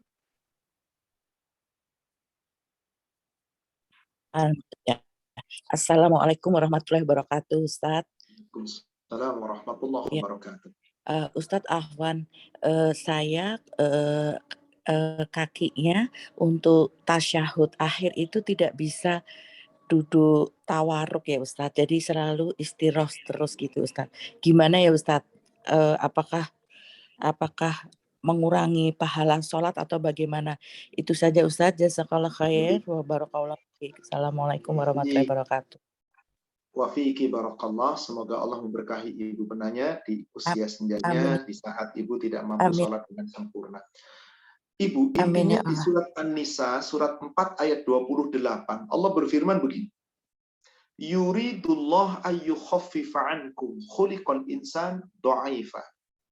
Allah itu berkehendak untuk selalu memberikan keringanan kepada umat, kepada hambanya. Karena memang manusia itu diciptakan lemah. Kalau sudah mulai tambah umur itu tambah lemah. Itu tadi untuk tasyahud awal, tasyahud akhir. Tawaruk itu susah, kakinya tuh berat. Sakit, jangan dipaksa. Ini keringanan, terima. Maka ada hadis, bisa dilihat di kitab Bulughul Maram, hadis nomor 348. Di situ disebutkan, apabila seseorang sholat, itu ikuti Rasul. Sallu kama ra'aitumuni usalli. Wajib. Berdiri tegak cara duduknya. Tapi kalau mampu. Bagaimana jika tidak mampu? Hadis berikutnya, 349-nya. Sallu qa'iman. Salatlah dengan berdiri. Idza lam tastati, sallu qa'idan. Kalau kamu nggak mampu salat dengan duduk, idza lam tastati, sallu jamban ala jambi. Salatlah kamu dengan berbaring atas lambungmu. Bahkan apabila nggak mampu, fabi isyarah, dengan isyarat. Jadi ibu masih mampu sholat berdiri, ruku, bangkit, sujud. Alhamdulillah masih mampu. Hanya tidak mampu duduk tawaruk. Nggak usah terpikirkan. Ibu duduklah dengan iftirash, dengan nyaman. Apakah sholat saya sempurna? Sempurna insya Allah. Pahalanya bagaimana? Nggak usah khawatir, Allah Maha tahu. Ibu bukan sengaja melakukan, tapi ibu tidak mampu melakukan. Bukankah segala sesuatu yang haram terpaksa kita lakukan pun menjadi halal? Apalagi ibu, bukan haram ini, hanya ibu tidak mampu. Maka Allah telah memberikan keringanan. Ingat pakai surat tadi, surat 4 ayat 28. Manusia lemah, maka ketika lemah diberikan keringanan oleh Allah. Semoga kita semua insya Allah terjaga akidah kita, ibadah kita, dalam keadaan apapun kita tidak tinggalkan. Tapi beribadah semampu kita. Fattakullah mastata'tum. Surat 64 ayat yang ke-16. Surat 64 ayat yang ke-16. Fattakullah mastata'tum. Bertakwalah kamu kepada Allah sesuai dengan kesanggupan kamu. La yukallifullahu nafsan illa wus'aha. Allah tidak membebani seseorang kecuali sesuai dengan kesanggupannya. Ibu sanggupnya itulah ketetapan Allah. Sempurna insya Allah ibu pahalanya. Yakinlah Allah Maha Pengampun dan Allah yang memberikan keringanan. Wallahualam, satu pertanyaan chat ibu, silakan terakhir.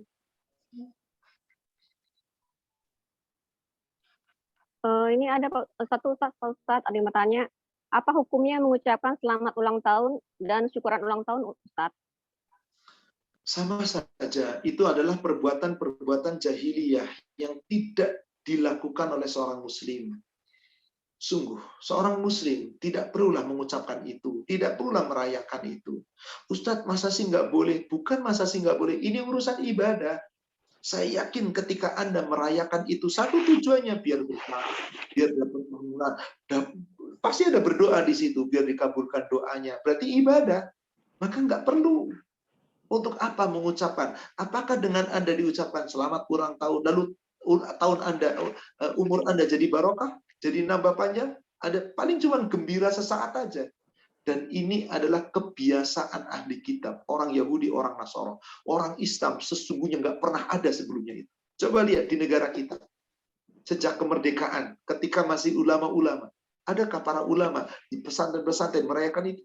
Tidak ada. Setelah kesini tahun-tahun 70, 80, mulai ada kontaminasi budaya-budaya luar. Jadinya masuklah budaya luar, masuklah ajaran agama-agama yang selain Islam, lalu dimasukkan ke dalam ajaran Islam. Wahai umat muslim, Apa sih gunanya mengucapkan selamat ulang tahun?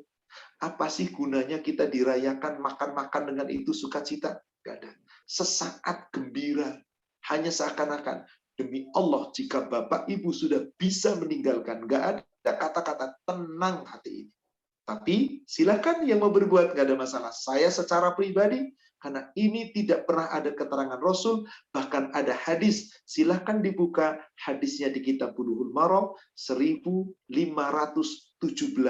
dari Abdullah bin Umar. Di situ jelas Rasulullah bersabda, "Man tasabbaha biqaumin fahuwa minhum."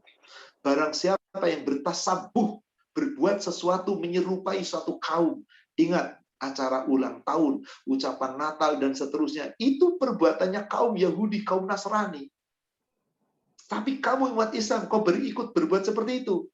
Kamu bagian dari mereka. Akidahmu rusak. Maukah kita rusak akibat ucapan sederhana? Jangan, saudaraku sekalian. Demi Allah. Seorang tidak mengucapkan ulang tahun, tidak mengadakan perayaan, makan-makan, tenang hati. Enggak, Ustaz, saya mah tetap mengucapkan ulang tahun. Masa sih gitu aja nggak boleh? Monggo, silahkan. Tapi ucapan Anda kelak dimintai pertanggungjawaban di hadapan Allah. Itu saja, sederhana. Ma yalfidhu min qaulin illa ladaihi raqibun atid. Tidak ada satupun yang diucapkan seorang hamba, melainkan tertulis di kitab Lauhil Mahfuz, dan Anda akan dipertanyakan nanti di yaumil akhir. Wallahu a'lam. Demikian saudaraku sekalian, apa-apa yang saya sampaikan yang benar hanya dari Allah dan Rasul-Nya.